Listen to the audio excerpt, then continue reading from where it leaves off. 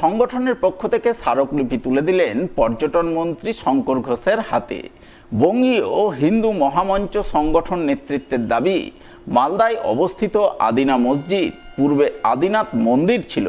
তাদের বক্তব্য, বিভিন্ন গবেষক ও প্রত্নতত্ত্ববিদদের গবেষণায় এই দাবি উঠে এসেছে যে বর্তমান মসজিদের স্থানে প্রাচীনকালে একটি হিন্দু মন্দির ছিল, যা পরবর্তীতে মুঘল আমলে ভেঙে মসজিদে রূপান্তরিত করা হয়।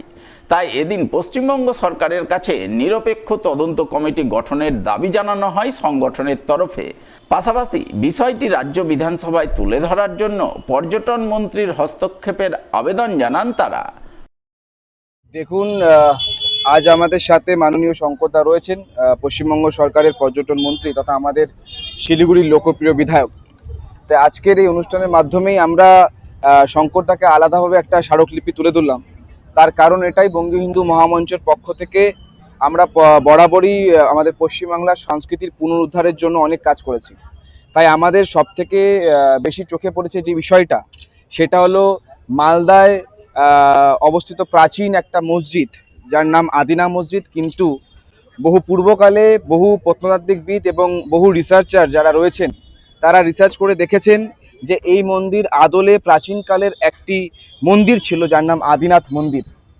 এবং বহু আমাদের ধর্ম পর্যবেক্ষক যারা রয়েছেন, ধার্মিক ব্যক্তিরা এই মন্দিরে গিয়েছিলেন এবং এই মন্দিরের যে প্রাচীন বলয়, সেখানে আমরা দেখতে পেরেছি বহু প্রকার সেই মন্দিরে হিন্দু দেবদেবীদের ছবি খোদাই করা রয়েছে, মূর্তি খোদাই করা রয়েছে।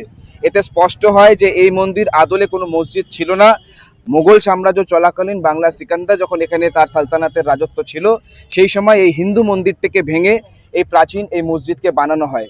তাই আজ যখন সরকার পরিবর্তন হয়েছে, আমি আমার প্রিয় শঙ্করদা, আমাদের পর্যটন মন্ত্রীকে অনুরোধ করছি যে উনি পশ্চিমবঙ্গ বিধানসভায় এই বিষয়টা নিয়ে আলোচনা করুক এবং আমাদের হিন্দু সনাতনীদের সংস্কৃতি পুনরুদ্ধারের সাথে আদিনা মসজিদকে পরিবর্তন করে তাকে আদিনাথ মন্দিরের স্বীকৃতি দেওয়ার জন্য যে রকম কাজ করার প্রয়োজন, সেই কাজ উনি করুক। এবং সরকারের কাছে আমরা আহ্বান জানাবো যে বিশেষ এক নিরপেক্ষ তদন্ত কমিটি গঠন করে যাতে অবিলম্বে এই মসজিদের উপর নিরপেক্ষ তদন্ত কমিটি হয়, যেমন বাবরি মসজিদের উপর হয়েছিল।